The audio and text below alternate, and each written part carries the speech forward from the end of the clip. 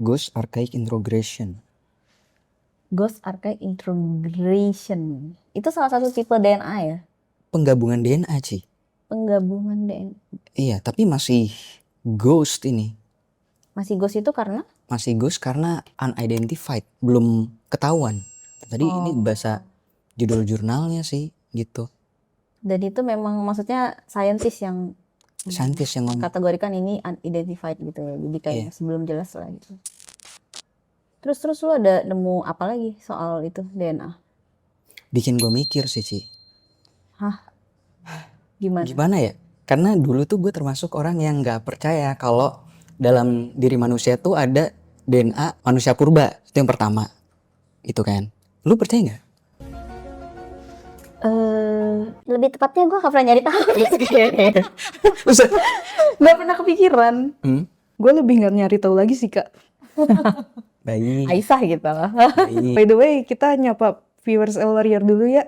Oh, ini udah rekam dari tadi? Udah dong. Oh, udah rekam, Jeff? Ya ampun. Halo El Warriors, halo. Sorry ya, kita udah lama nggak muncul. Udah berapa minggu ya? Mungkin ada 2-3 minggu gitu ya. Karena emang terlalu banyak yang harus kita teliti, Ci. Gimana Dokter Sansan? Lu kan bagian dari yang meneliti melulu. Iya. Gimana? Have fun nggak? Wow. Wow. Speechless. Saking banyaknya ya? Saking banyaknya dan hal yang baru tahu sehingga gimana ya, untuk mempelajari hal baru tuh benar-benar perlu mengkosongkan gelas dulu ya, Ci. Kalau enggak ngebenturin isi gelas itu bingung sendiri. Mungkin itu juga sih yang bikin jadinya. Jadi speechless itu ya? Iya. Maksudnya kayak ya istilahnya kalau kita nyari tahu sesuatu yang baru atau istilahnya kita lagi mau meneliti, tapi otak kita udah full dengan segala macam informasi yang istilahnya gontok-gontokan tuh. Nah, yang masuk gitu kan. Benar-benar perlu kenetralan. Oke. Gitu. Pokoknya semangat buat Dokter Sansan dan tim divisi Alkemis ya, tepatnya. Dan di dalam divisi itu ada kebagi-bagi lagi tuh banyak kan. Iya, Kita terima sekarang. kasih loh. Saking banyaknya yang harus kita teliti guys. Jadi tolong maklumin kita kalau kita tuh kadang-kadang tuh ngilang lama gitu karena memang ya itulah. Selain itu juga kita juga punya kesibukan masing-masing juga. Di balik kita meneliti, kita juga harus ya mencari uang guys. Mencari sesuap nasi.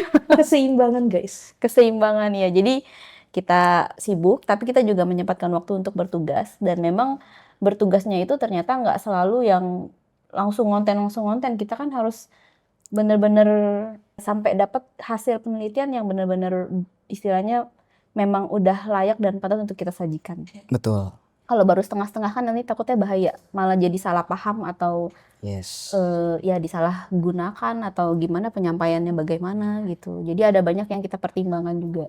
Benar. Gitu. Nah, sebenarnya gue tuh pengen kita tuh kayak ngobrol santai. Tapi gue nggak tahu apakah ini bisa dibilang santai atau enggak. Gimana ya, Ci ya? Mungkin ada sebutannya gitu. Nah, awalnya niatnya santai kan. Tapi semakin meneliti bahan untuk syuting ini, kok semakin dalam semakin tidak santai. Tapi kita akan berusaha guys, kita akan berusaha membawakan ini santai. Ya Syah ya, itulah ada gunanya Aisyah di sini. Itulah saya gunanya. Oke. Seperti itu. Aduh. Jadi, kali ini sebenarnya kita mau membawakan tentang penggolongan manusia. Buat apa sih manusia digolongkan sebenarnya? Sebenarnya kita tuh awalnya nggak terlalu mikirin ini, tapi seiring waktu di dalam perjalanan kehidupan kita pun di masyarakat, itu udah banyak yang dengan sendirinya menggolong-golongkan sebenarnya. Karena kondisi sebenarnya, bukan karena kemauan kita. Jadi kayak, oh ada orang yang tipenya begini loh, ada orang yang karakternya seperti ini loh, ada orang yang cara berpikirnya seperti ini loh. Jadi berbeda-beda. Tapi kita harus bersama nih, harus jalan bersama. Walaupun berbeda-beda, kita nggak bisa. Kalau udah dibeda, ya udah, gue nggak mau sama dia gitu kan, nggak bisa juga gitu. Secara kondisi kita tetap akan ya hidup berdampingan gitu. Kalau sendiri-sendiri jadinya mengisolasi diri sendiri terus jadi apa sih namanya yang di Jepang itu? Oh, hikikomori. Iya. Itu aku paling tahu. Kayak gitu. Jadinya kan ya gimana, sayang banget kalau hidup kayak gitu. Maksudnya kalian nggak sayang dengan waktu yang udah diberikan, kesempatan yang diberikan oleh Tuhan, kita pakai cuman untuk menyendiri aja gitu dan nggak mengeksplorasi apa-apa, cuman mengeksplorasi dunia maya, itu gimana ya gitu. Iya. Justru perbedaan itu jadinya saling melengkapi nggak sih, Ci? Gitu. Istilahnya disinilah kita harus bisa belajar untuk mengetahui karakter setiap orang, bukan cuma diri kita sendiri, orang di sekitar kita pun kita harus mengetahuinya supaya kita bisa saling memaklumi dan juga bisa saling menggunakan kapasitas masing-masing nih, supaya perjalanan kehidupannya tuh beriringan dengan baik gitu.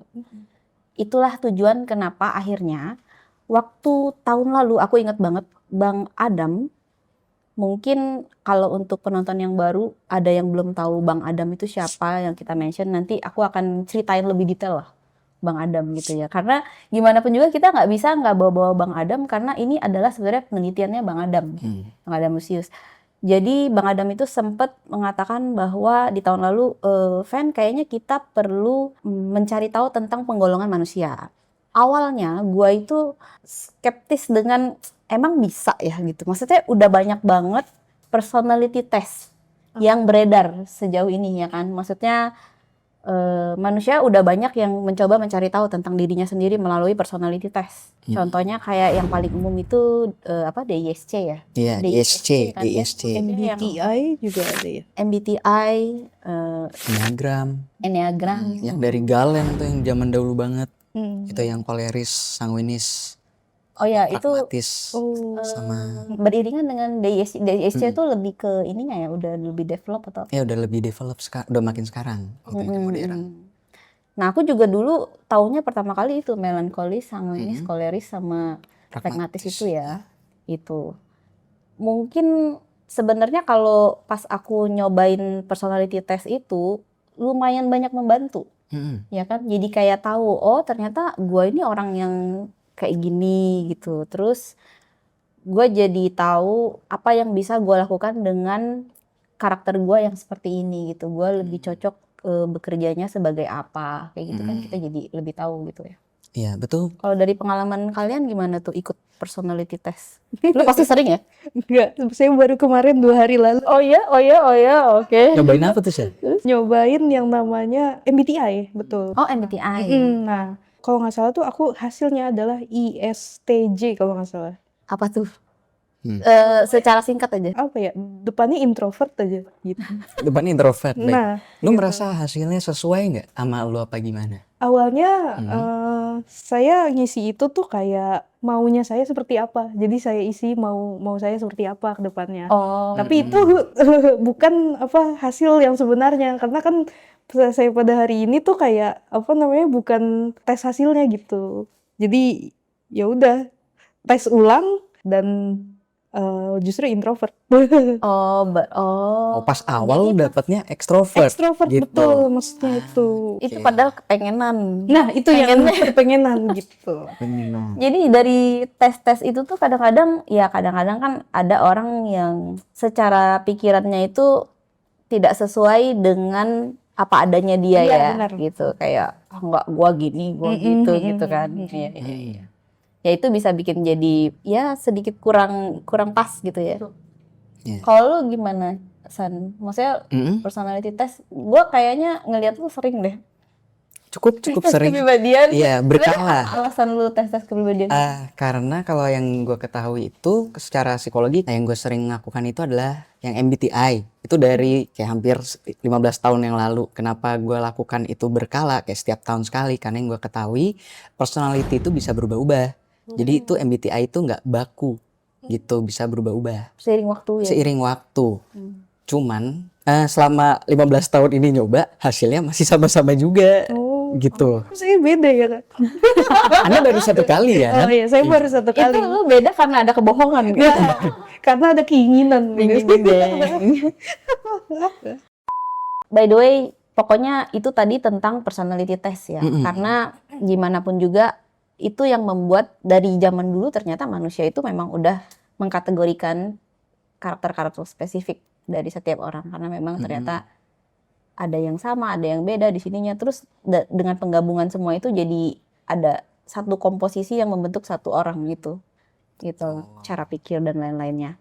Nah, kemudian Bang Adam itu sebenarnya awalnya kan dia cuman by intuisi ya, maksudnya memang istilahnya Bang Adam itu orang yang sangat intuitif sekali dan memang punya istilahnya kalau kita ngomong itu kemampuan yang mungkin bisa dibilang nggak semua orang punya. Dia lebih peka banget dengan intuisi yang masuk gitu. Mungkin ada beberapa orang yang nggak paham maksudnya intuisi sama pikiran sama nggak sih gitu.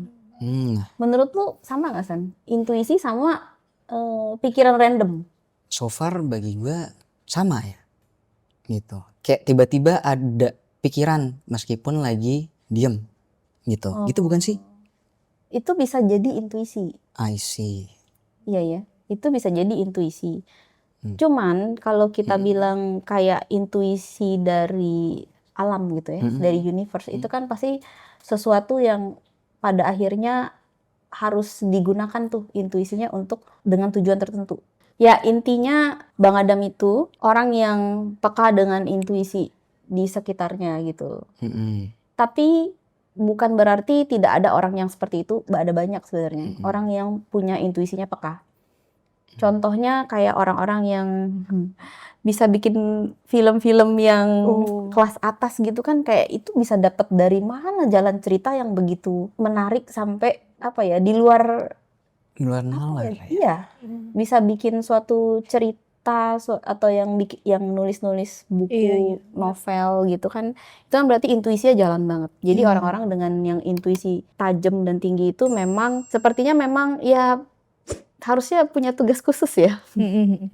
Kayak gitu. Nah, Bang Adam ini waktu awal-awalnya memang dia mengatakan dari intuisinya memang harus mencari golongan manusia, tapi dari yang basic banget, dari yang istilahnya akar gitu.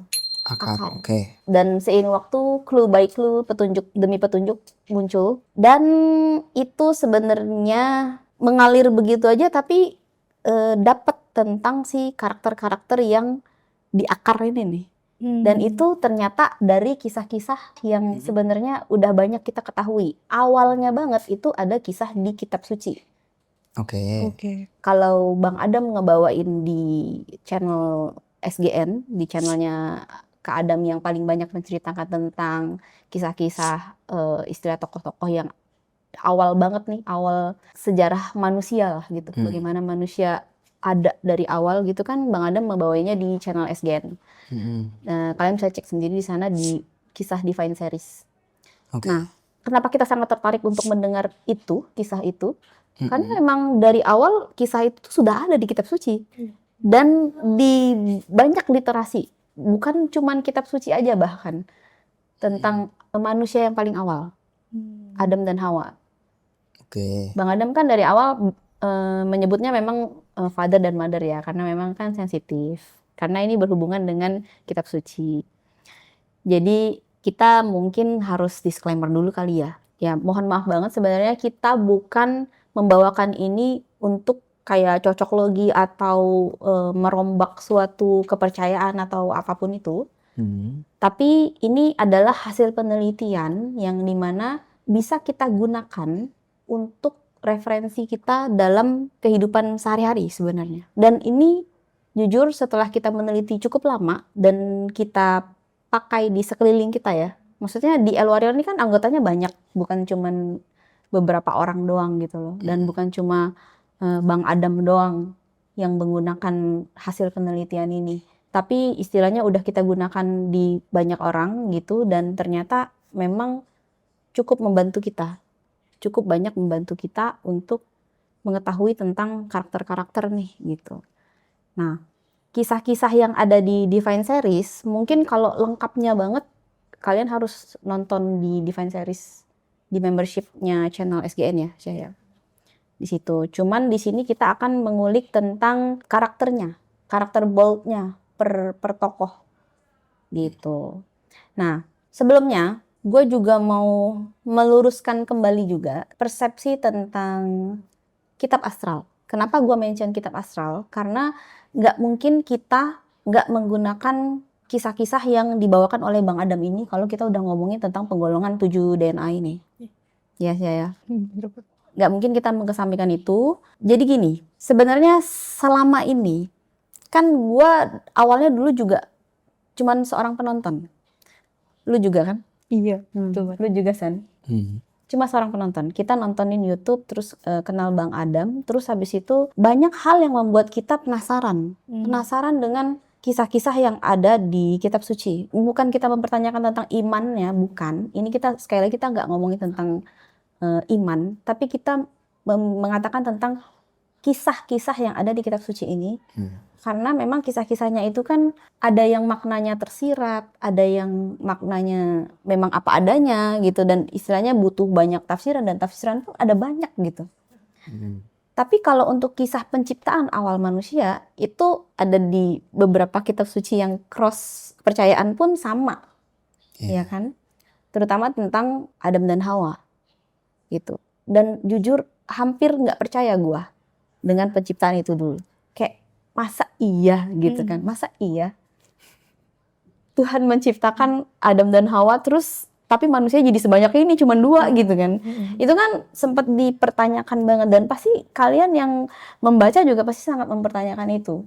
Jadi istilahnya kitab suci dan literasi sejarah lainnya itu sebenarnya sesuatu yang sangat kuno, prasejarah bahkan. Sesuatu yang kita mau cari barang bukti data secara fisiknya itu sulit. Jadilah itu menjadi kayak sebuah potongan-potongan atau puzzle yang harus dicocok-cocokkan. Oh ceritanya begini, oh cerita begini. Tapi dari zaman dulu sampai zaman sekarang, semua peneliti atau istilahnya orang-orang yang mencari barang-barang fosil ya, atau yang udah lama sulit ditemukan. Arkeolog. Ya, arkeolog itu aja tuh masih kesulitan untuk menemukan data yang lengkap untuk cerita-cerita ini. Nah, suatu hari Bang Adam, dia mengatakan dia bisa mengakses suatu kitab yang notabene sebenarnya secara physically itu tidak ada di dimensi kita di bumi. Makanya Bang Adam memberi terminologinya tuh kitab astral. Sesuatu yang istilahnya ya fisiknya nggak ada, secara fisik tidak ada. Tapi di situ ada banyak pengetahuan, masalahnya di situ. Maksudnya begitu Bang Adam ini kan punya kemampuan untuk astral frekuensi ya. Ini panjang lagi nih kalau kita jelasin astral frekuensi. Karena astral frekuensi itu kita bisa jelasin secara sains, bener nggak San? Iya, sesuai dengan data di CIA yang waktu itu kita teliti sih, Ci. Ya. Oh ya. Kan ada kontennya ya kalau nggak salah ya. Bahkan di dalam data CIA pun ada yang mention tentang out of body project ya kalau nggak out of body experience kalau nggak salah. Out of body experience. Ya, bahasanya itu. Dan itu tuh penjelasan secara sainsnya ya intinya sih sebenarnya singkat kata itu lebih ke ya kita itu kayak terkoneksi ke salah satu gelombang frekuensi yang sebenarnya memang ada di mana-mana tapi tidak terlihat oleh kasat mata gitu. Jadi Bang Adam mampu untuk mengkoneksikan kesadarannya ke dalam gelombang frekuensi yang di dimensi yang berbeda dari yang ada di sini. Gitu. Kayak HP lah ya. Iya, itu kan dari frekuensi ya. Iya. Kayak sinyal radio itu semua kan gelombang frekuensi gitu, dan bisa ketangkep dan terhubung gitu. Kira-kira kayak gitu. Dan uniknya memang waktu Bang Adam terhubung dengan yang namanya kitab astral, menurut Bang Adam memang bentuknya seperti kitab karena dia buku dan tebal gitu ya. Dan di situ ada banyak pengetahuan. Pengetahuannya itu pun kita nggak bisa bilang kalau pakai sudut pandang manusia, kalau kita buku pasti tulisan. Belum tentu ternyata. Nggak semuanya berdasarkan tulisan. Karena sekali lagi, kalau itu adalah frekuensi, maka itu bisa berbentuk apa saja. Betul. Gitu. Bisa berbentuk sebuah memori kah, bisa berbentuk sebuah gambaran, vision, bisa berbentuk tulisan juga, apa aja. Tergantung koneksi yang didapatkan oleh Bang Adam pada saat membuka itu, pada saat terkoneksi dengan frekuensi kitab astral itu. Gitu. Nah, pada saat Bang Adam mencari tahu tentang kisah-kisah awalnya tuh Adam dan Hawa ya? Atau yang lain dulu? Adam Hawa dulu. Adam Hawa dulu ya? Itu sebenarnya gimana ya, kita nggak bisa menolak bahwa sangat saling berkesinambungan dengan kisah-kisah yang sudah ada di literasi sejarah gitu. Benar. Istilahnya gini, kitab astral ini bukan kita gunakan sebagai sesuatu yang kita imani, itu bukan. Tapi ini adalah salah satu referensi yang bisa kita ambil kisah-kisahnya untuk jadi benang atau penghubung dari cerita-cerita puzzle-puzzle yang hilang ini. Kalau kita ngandalin arkeolog untuk menemukan kisah-kisahnya sampai lengkap, gua nggak tahu kapan kita baru ketemu. Jujur. Ya kan? Maksudnya kita yang maksudnya udah dari zaman kapan gitu kita nyari, ya udah ceritanya cuma di situ, nggak ada update baru kitab sucinya gitu kan. Maksudnya ya udah gitu, kisahnya seperti itu. Dan bagaimana cara kita menghubungkan puzzle-puzzle yang hilang, kisah-kisah yang hilang ini gitu. Dari referensi kitab astral ini ternyata tuh ada banyak yang kehubung ya, masuk akal. Tapi dan pada saat kita udah dapet puzzle-nya, kita nggak langsung mengimani, justru kita cari tahu lagi habis itu. Kita cari tahu lagi secara literasi data, ada nggak nih yang kayak gini. Jadi istilahnya kita pakai metode kebalik ya. Metode apa sih namanya, Sen? Kalau udah dapet ininya dulu baru kita cari data. Iya, kita cari data pembanding lain gitu kan. Istilahnya data pembanding lah ya. Ya, data Iya. pembanding. Jadi Kita butuh data pembanding. ya, kita mengumpulkan apa ya, banyak pengetahuan, tapi pengetahuannya yang bisa dipertanggungjawabkan. Jadi sebagai data gitu. Literasi-literasinya yang memang bisa dipertanggungjawabkan juga, baik secara sains maupun literasi-literasi keagamaan ataupun kebudayaan zaman dahulu. Ataupun Gitu. temuan sejarah Nah, gitu ya. ataupun temuan sejarah. Pokoknya ada didokumentasikan gitu. Dan itu terdata dengan Dan itu terdata. istilahnya apa? Terdata dengan ada pertanggungjawaban lah Ada dari para pertanggungjawaban. ahli Betul. gitu. Jadi Gitu. bukan kayak tiba-tiba kita cocok logi terus ini enggak. Tapi memang kisah-kisahnya itu, dan kadang-kadang ternyata ada juga yang kisah-kisahnya itu tersirat di dalam kitab suci juga. Betul. Nah, itu kan kita kadang kesulitan. Maksudnya tafsirannya bisa jadi banyak banget, tapi begitu kita mengetahui satu kisah ini sebagai referensi dari kitab astral, itu kita jadi tahu maksud dari, maksudnya kitab suci yang selama ini tuh ini gitu ayat-ayatnya gitu, kayak gitu. Jadi kayak mempermudah lah ya istilahnya gitu. Kalau misalkan kalian punya penilaian sendiri, itu akan balik ke setiap individu masing-masing. Setiap orang punya opini pribadi masing-masing. Setiap orang boleh punya pemikiran sendiri-sendiri. Kita di sini hanya membantu untuk menyampaikan ada loh referensi ini dari kitab astral yang dimana kisahnya ini bisa kita gunakan untuk memvalidasi banyak hal, untuk menyocokkan puzzle gitu, untuk menggabungkan banyak puzzle gitu. Ya, justru tervalidasi ya kan kitab astral itu di kehidupan kita sehari-hari berdasarkan literasi-literasi yang sebenarnya kalau kita mengkritisi itu akan ketemu gitu kecenderungannya ya. Gitu. Bener-bener iya.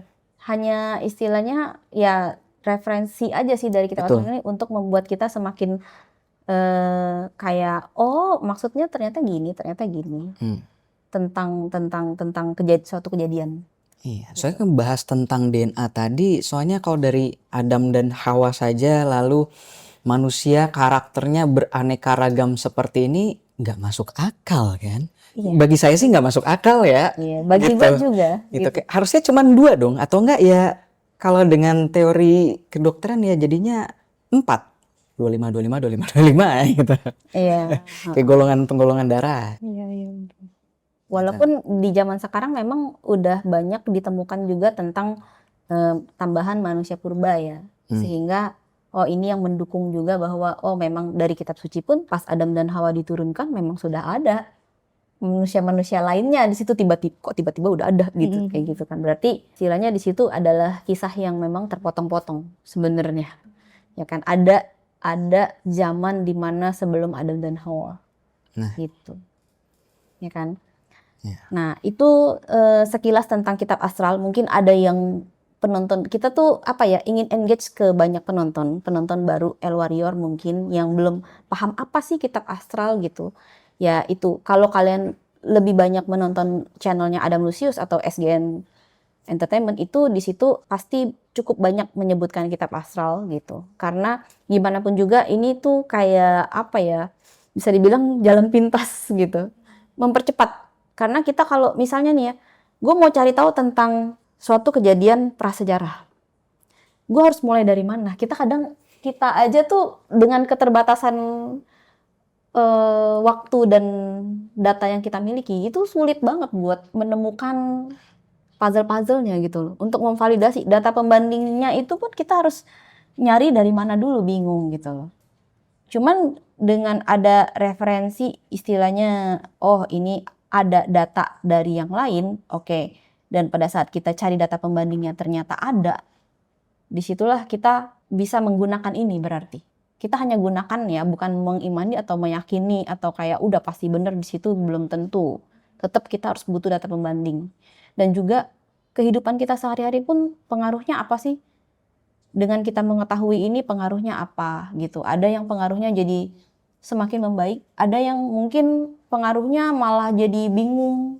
Bingung tentang keimanan atau apapun itu, ya sebaiknya kalau kayak gitu pause dulu, stop dulu, jangan diterusin dulu. Istilahnya cari tahu dulu sebenarnya gue ini lagi nyari apa sih gitu. Supaya kita nggak hilang arah gitu loh. Karena gimana pun juga semua data yang masuk kita itu akan mengubah pola pikir kita. Makanya kita harus selalu berhati-hati dengan data yang masuk ke kita. Dari kita baca buku fiktif aja, itu sebenarnya sangat mempengaruhi kan Syah. Iya. Kalau lu nonton drakor misalnya ya, Baik. setiap hari, sering gitu, Iya. mempengaruhi pemikiran lu nggak? Betul banget, mempengaruhi. Sangat kan. Jadi kayak disitulah kita kayak harus hati-hati banget dengan yang namanya data yang masuk ke pikiran kita. Iya. Gitu. Nah, termasuk tentang kitab Asrar ini, itu kita sajikan atau Bang Adam sajikan pun itu sangat hati-hati karena Bang Adam tahu semua data yang disampaikan itu bisa ada dua mata, ada dua sisi.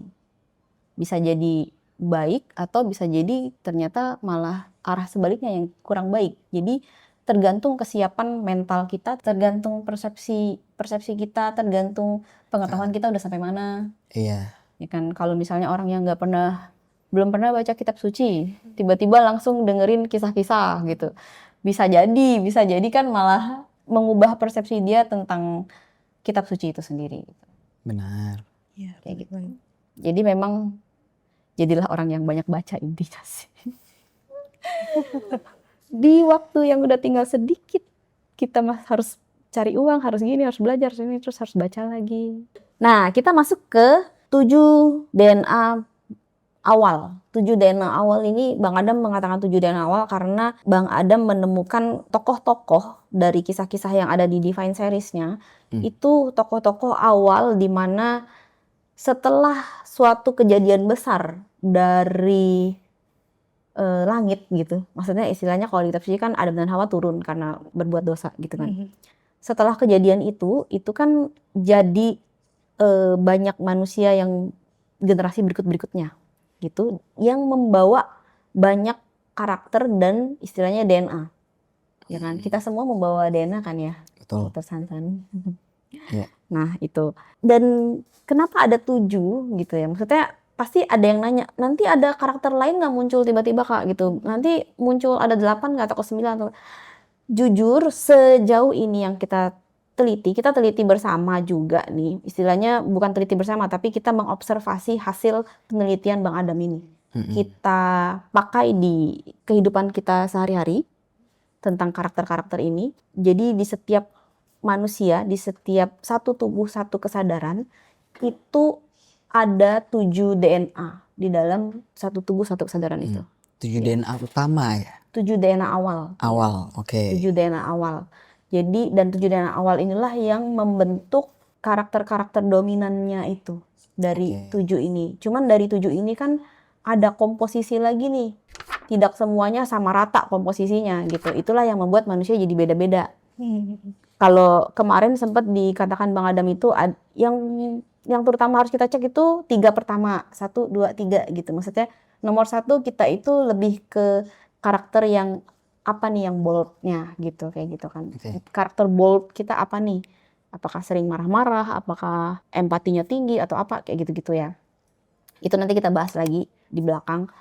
Cuman dari 7 tokoh yang udah ditemukan oleh Bang Adam ini, pas kita coba untuk mengkombinasikannya di setiap orang yang ada di anggota kita, di keluarga kita, bahkan kita observasi secara apa ya, secara empiris atau secara apa sih kalau jumlah Kita kuantitas temukan, yang ya kita temukan gitu, yang kita empiris. Nah, kita observasi ya sendiri kan, kita temukan empiris. ya secara empiris Hmm. dan secara quantity juga sih. Maksudnya kita kan nyobain ke banyak orang kan ya. Oh Maksudnya iya, bukan cuma sedikit iya karena gitu. ibaratnya kalau misalnya apa namanya eksperimen atau survei itu kan harus ada sampelnya. Mm-mm. Semakin banyaknya sampel, maka akan semakin kelihatan pola. Nah, Iya gitu ya. itu. Jadi dari 7 ini aja tuh udah sangat lengkap banget secara komposisi Mm-mm. ya. Maksudnya secara komposisi 7 DNA ini udah lengkap banget bisa mendapatkan banyak komposisi manusia, komposisi karakter manusia dari 7 gitu. Jadi sebenarnya kalau berdasarkan apa yang kita observasi, kemungkinan kecil sekali untuk muncul ada karakter ke-8. Hmm. Kemungkinan kecil gitu. Atau mungkin memang tidak ada atau hanya 7. Tapi kalau misalnya boleh nih ya, boleh kita cocok logi nih, cocok logi. Kenapa 7 gitu? Menurut lu kenapa 7, San? Kenapa 7 ya? Hmm. Setahu gue Tuhan menciptakan dunia dalam 7 hari itu gimana? Bener gak sih? Iya, Itu terus mungkin apa angka lagi? 7 itu Mm-mm. punya apa ya? Makna. Makna yang apa ya? Spiritual ya atau ketuhanan mungkin. Karena kan ya balik lagi tadi kan apa kalau dari Tentang ya penciptaannya. literasi Genesis ada Mm-mm. 7 hari penciptaan 7 kayak hari gitu. Terus banyak sih yang benar-benar dari 7 angka misalnya kayak dalam sehari-hari 7 notasi lagu apa Oh do re mi iya. fa sol la si do terus Do, kemudian do, re, mi, mi fa, fa sol, sol la, la si nya 7 do-nya do-nya kembali kembali lagi. lagi ke 1. Iya, Wah gila. 7. Ya. Itu tuh Terus kayak apa lagi? wah, Apa lagi? apalagi ya? Ya kalau disangkutin 7 ke lapis spirit. langit. Nah, 7 lapis ya langit. itu betul. Kenapa 7. 7? Terus ada lagi nggak yang lu temuin mungkin apa ya? Kayak di Seven Deadly Sins. Wow. Nice. Seven Deadly Sins ya. Nah. Kenapa ada 7? Ya. 7 jenis dosa. Why gitu 7 kan? jenis dosa. Ini semakin memperkuat kenapa DNA ini kita golongkan jadi 7 gitu loh. Ada lagi nggak San? Mungkin kalau dari kedokteran ada yang apa sih 7 gitu? Kalau yang tapi ini kedokteran yang zaman dulu ya, Zaman kayak dulu. yang Ada apa tuh? yang Apa sih kita bahas aja. 7 cakra itu loh. Oh, 7 Itu kan cakra. ada bahasannya. 7 cakra. 7 ya? 7 Iya. cakra, kalau cakra utama di tubuh setahu gue ada 7. Gitu. Wow. Itu juga bisa masuk sih. Jadi memang ya ini cukup mendukung sih.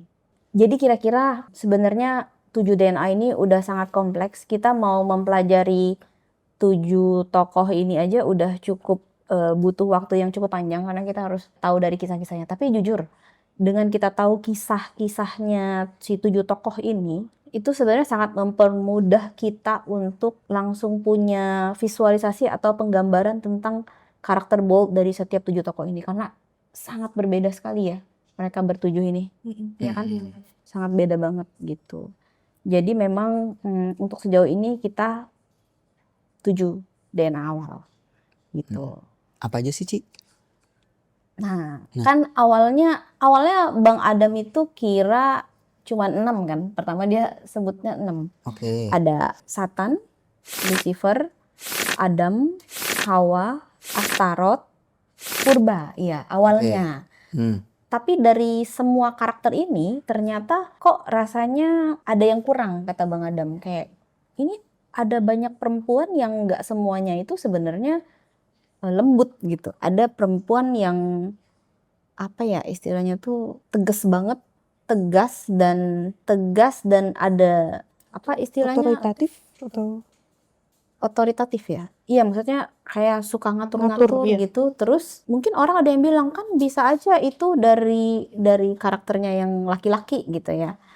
Cuman di sini ada yang spesifik lagi Bang Adam itu sering nemu yang punya signature ular gitu. Jadi kalau mungkin secara penglihatan dari orang yang sensitif atau peka itu bisa merasakan ada energi yang berbeda gitu. Kayak energi ularnya gitu. Atau ya kenapa di Indonesia bisa sangat kenceng tentang legenda si itu hijau-hijau. nona hijau. Iya, maksudnya itu kan sebenarnya ular ya, maksudnya kayak ya awalnya dari ular kan gitu. Jadi kok bisa ada gitu yang seperti itu, dan bahkan ada orang-orang yang mengaku keturunannya bahkan, ya kan. Jadi kita nggak bisa memungkiri itu, kayak mengesampingkan itu nggak bisa juga, ternyata tetap ada nih gitu. Dan pas waktu dicek di literasi memang ada kisahnya juga. Dan ya karakter yang ketujuh ini adalah Nyimas. Nyimas ini siapa sih gitu? Nyimas ini bisa dibilang leluhurnya si Nona Ijo. Karena kita sulit untuk ini ya, maksudnya kayak biar orang lebih cepat paham, karena memang Nona Ijo juga udah sangat mendarah daging di Indonesia gitu. Jadi kita menggunakan Nona Ijo sebagai referensi, dan ini tuh bukan Nona Ijonya tapi leluhurnya. Jadi yang paling awal dari sebelum keturunan-keturunannya yang ijo-ijo itu yang di pantai selatan gitu. Nah, jadi ada 7 ya tadi. Oke. Dan Kak, kok serem-serem sih gitu, sampai ada satannya, ada Lucifernya gitu. Maksudnya kita mau ngebahas apa gitu. Padahal personality test yang lain tuh bagus-bagus loh. Maksudnya terminologi yang kita gunakan nih. Kenapa kita pakai nama tokoh-tokoh yang kayaknya orang menganggap ini serem banget nggak sih, ngomongin Satan, ngomongin Lucifer gitu. Ya kan? Iya, Maksudnya benar-benar. mungkin banyak orang yang belum terbiasa mendengarkan tokoh ini disebut terus-terusan. Oh, karakter dia tuh Lucifer, karena terus merasa dirinya, wah gue orang yang pernah menantang Tuhan nih gitu, berdosa nih gitu kan. Tapi padahal bukan kita memanggil mereka, bukan. Ini bukan ritual pemanggilan ya guys. Nggak paham juga caranya. Nggak mau tahu juga Jujur sih. kita sangat jauh dari itu. Tapi karena kisah dari tokoh-tokoh mereka ini nggak bisa kita kesampingkan. Contoh, kayak Lucifer. Secara umum Lucifer ini siapa? Ya, jadi secara umum itu Lucifer cuman nama yang memang banyak disebutin di kitab suci. Nah, sebenarnya arti harfiahnya itu kayak Hellel, bintang fajar. Hellel. Iya, Hellel. Bahasa apa tuh? Dia bahasa apa ya? Yunani. Yunani. Nggak salah. Nah, di nama itu nggak cuman nama itu aja, jadi ada runtutan kisahnya. Dia jatuh kenapa segala macam. Kalau teman-teman baca di kitab. Nah, dari situ ya diterjemahkan lah gitu loh. Jadi diterjemahkan ke dalam bahasa Latin, lux dan ver. Jadi kalau baca orang tuh kalau disambungin jadi Lucifer gitu. Nah, jadi seiring berjalannya waktu ya Lucifer ini diartikan sebagai seorang malaikat agung, nah yang dulunya jatuh dari surga karena kesombongan atau pemberontakannya terhadap Tuhan gitu. Kesombongan. Iya. Jadi kalau secara literasi umum memang Lucifer ini adalah tokoh, istilahnya kalau kata sudut pandang manusia ya, Iya. itu antagonis. Ya, jahat menantang gitu. Tuhan. Sesuatu yang aduh jauh-jauh deh gitu. Jangan sampai deket-deket dengan si Lucifer ini gitu. Cuman karakter yang akan salah satu kita ceritakan di sini juga adalah tentang karakternya Lucifer. Kita lebih ke karakternya ya, bukan si tokohnya. Tapi tokohnya ini yang kita mengarah ke yang memang seperti kalian semua tahu. Itu adalah dikenal sebagai seorang malaikat yang udah diangkat. Maksudnya malaikat agung ya. Jadi itu sebenarnya jajaran yang tinggi banget sebenarnya gitu. Maksudnya dekat banget dengan Tuhan, tapi sayangnya si tokoh malaikat agung yang namanya Lucifer ini sombong ya. Ceritanya sombong, jadi dijatuhkan gitu. Maksudnya istilahnya ya udah dia dikutuk dan menjadi bukan malaikat lagi ya. Malaikat jatuh itu ya bisa kita bilang ya kayak udah statusnya iblis. Gitu kan.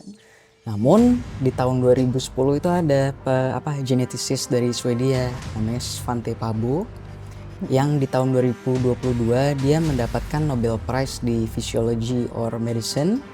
Di situ dia menemukan bahwa di DNA manusia modern saat ini terdapat DNA dari manusia purba.